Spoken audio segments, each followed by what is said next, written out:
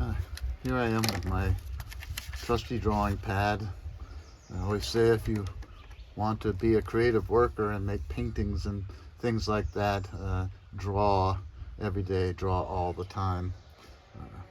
So we're going to talk about the stages of uh, artistic development, uh, putting things on the page.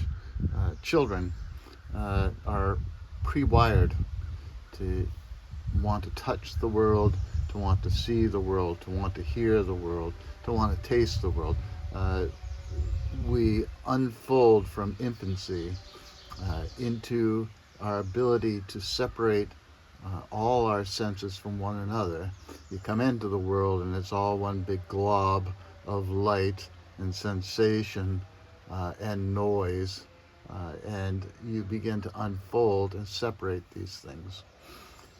But we're going to kind of concentrate on the separation of vision from tactile sensation.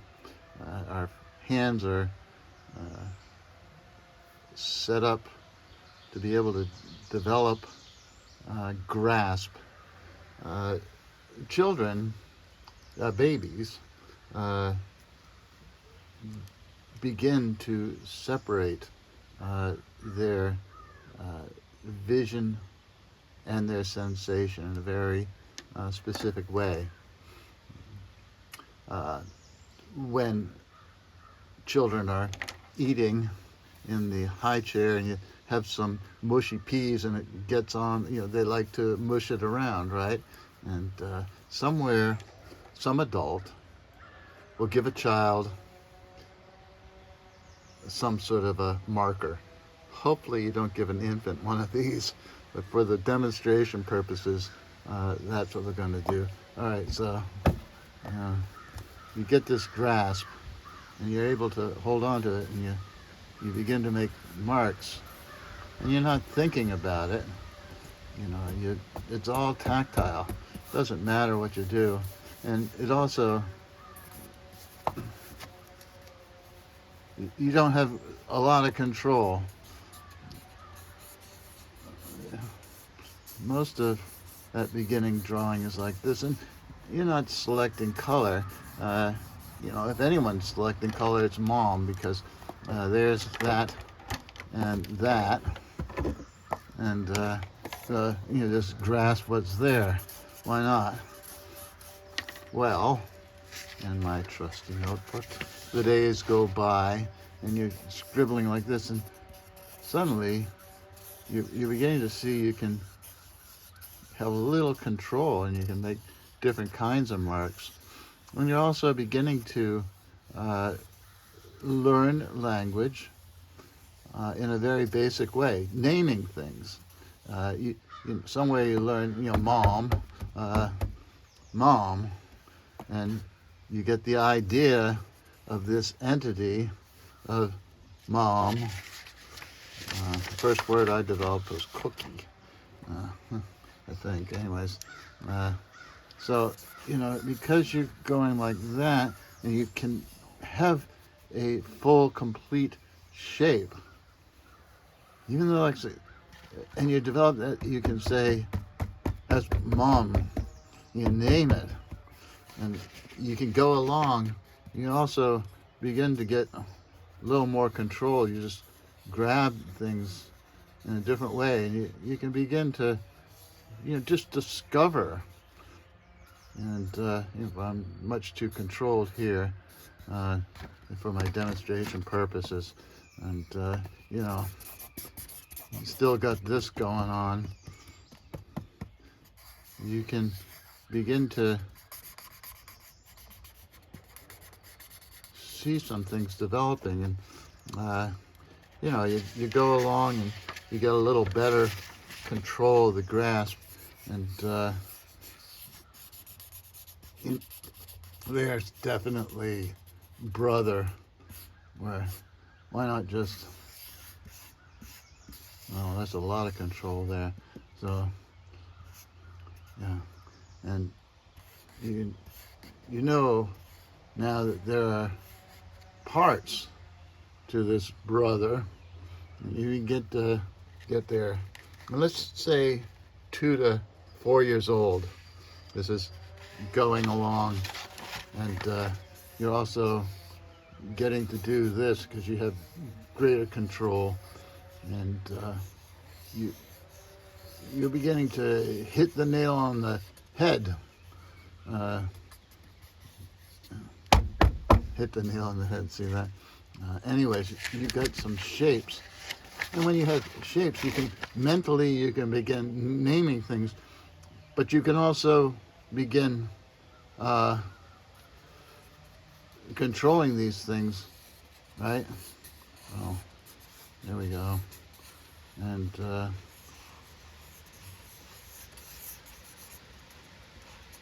I don't know if you've seen you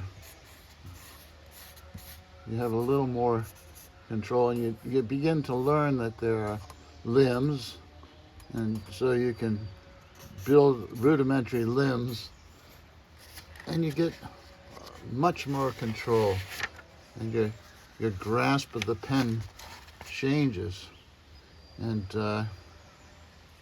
you can get a lot better control. And there we go. Yeah. All right. So, and you begin to make little stories. You can tell those stories. Brother, or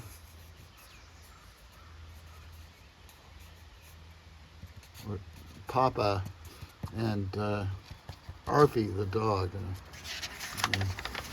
and little ones are also. This is cognitive development, and they know that things are inside of things, and they, all right, so they are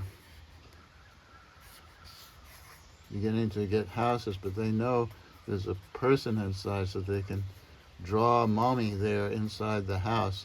And somewhere they learn, well, let me say, they learn to develop their schemes with greater skill. Boy, I'm wasting a lot of paper. No, I'm not wasting it. I'm giving it to you. And why not, as you're observing the world, observe that the ground is on the bottom. So, we know the ground really has a place in space. There's a little mountain back there, and the house is right here. But if we are just developing this knowledge, we're going to put the ground down there. And we know, houses there and a tree. That's enough for a tree, right? And it's, enough for this. I've seen the windows here. And why not put some windows in and a door? And, there's... You develop a little story here, yeah? And so that is developing a scheme. There's a scheme that you're something you're going after. And that the sun is up there, whatever the sun is doing. And maybe you've just been given the idea that the sun has rays. It's very symbolic for us to give the sun rays, and you can observe that, and you can see clouds. You can develop this scheme until you get into having greater control, and you get interested in yourself, so you can begin to draw yourself, and you are developing the sense that this is probably a little too rough, but so you get to be like 7 years old, and you're beginning to think of yourself, and you're a happy person, and you have a particular medallion, and you're wearing a striped shirt. And so your schemes really develop. You're telling much more of a story. And somewhere along the way, you want to get a little more realistic. And oh, your hand is changing too. Your hand is getting better developed. And so this is probably too young for, oh, it's much too, let's just, well, okay, I'm a little more aware because I'm 11 years old and I want to be like my friends. So I'm going to draw something that's much more realistic.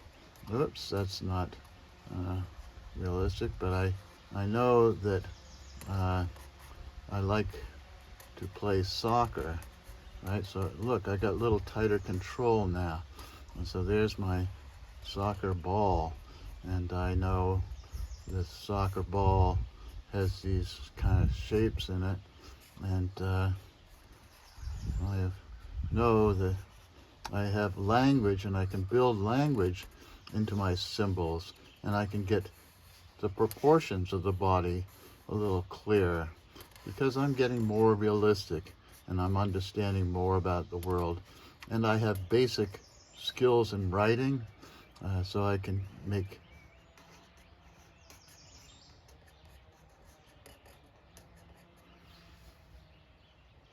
messages there. Oh, and I have glasses, so I'm going to give myself glasses. Now, this is probably more like a 8-year-old, but I'm getting close to 11 years old, and I'm beginning to tell basic stories. And I get to be 13, and I've got friends, and so I've got to get much more realistic here because my friends are being realistic. So I have to try to be like them and get and develop, much more realistic face. Let's see, because my friends are, this is probably too young too, but at least I'm getting a little closer to what it's all about. And I have to make myself beautiful now because my friends are looking at me and they're judging me and I'm judging them. And so I definitely have to take care. So let me just review this. You get the scribble. What's this? And you have the pre-schematic. You begin to tell stories. So before children really are able to put together a story, they start naming things. And once they get the naming things down, they can form a scheme. And then they get this idea that there's really there's something that separates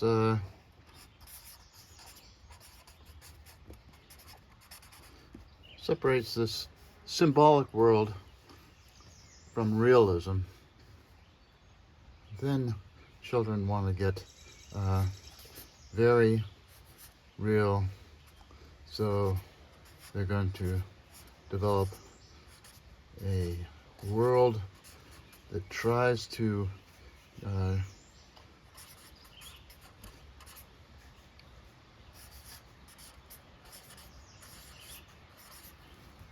get what's supposed to be. And if it doesn't look like that, realism, it's very frustrating. Some children will stop drawing, they'll do something else, they'll master something else. Other children go on, they like to develop, they're interested in developing further and further into a realistic stage.